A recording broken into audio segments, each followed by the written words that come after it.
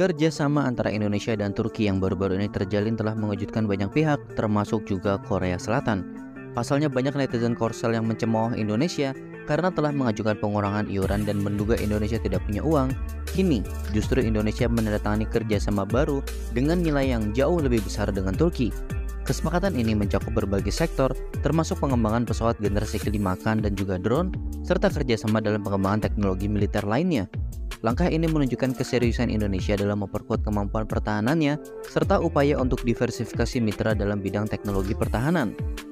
Kerjasama antara Indonesia dan Turki tidak hanya sebatas pada pengembangan pesawat tempur dan juga drone, tetapi juga mencakup pengembangan pesawat peringatan dini atau AWACS antara Avelsan dan juga PT Dirgantara Indonesia. Selain itu, Kementerian Pertahanan dan Republik Corp dari Turki juga sepakat untuk bekerja sama dalam pengembangan rudal permukaan ke permukaan seperti rudal Cakir dan juga rudal pertahanan udara Sungur. Langkah ini menunjukkan keseriusan kedua negara dalam membangun kapabilitas militer yang lebih kuat dan juga modern. Kerjasama ini juga memperkuat hubungan strategis antara Indonesia dan Turki di bidang pertahanan. Selain sektor udara, Indonesia dan Turki juga menjalin kerjasama strategis dalam pengembangan senjata kapal perang.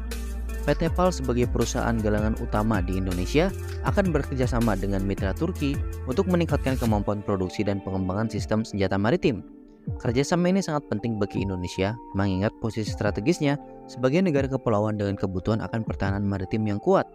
Turki dengan pengalaman dan teknologi yang maju di bidang ini menjadi mitra yang tepat untuk mewujudkan visi Indonesia dalam memperkuat armada lautnya. Proyek-proyek ambisius yang dijalankan Indonesia dengan Turki tentu dinilai memiliki tingkat keberhasilan yang lebih tinggi. Hal ini tidak lepas dari rekam jejak yang solid dan juga kepercayaan yang sudah terbangun antara kedua belah pihak.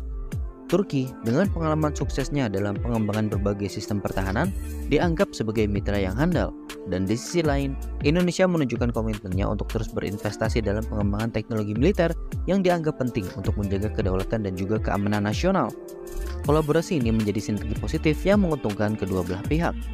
Keberhasilan ini sekaligus menepis anggapan bahwa Indonesia tidak memiliki dana yang cukup untuk proyek pertahanan besar seperti pada proyek KF-21. Padahal pada kenyataannya, penundaan pembayaran iuran KF-21 oleh Indonesia lebih disebabkan oleh kebutuhan untuk mencapai kesepakatan baru dengan Korea Selatan. Indonesia sendiri merasa bahwa teknologi yang diterima tidak sesuai dengan janji awal Korea Selatan. Dengan langkah-langkah yang diambil bersama Turki, Indonesia menunjukkan bahwa negara ini tetap berkomitmen pada modernisasi militernya dengan atau tanpa Korea Selatan sebagai mitra. Ini tentu menjadi pelajaran penting bagi sebuah negara. Jika mereka menyebut negara lain sebagai mitra, maka hal itu harus dijaga dan berkomitmen, dan jangan sampai omon-omon saja. Jadi sampai sini paham gak netizen Korsel ini? Sampaikan komentar kalian di bawah.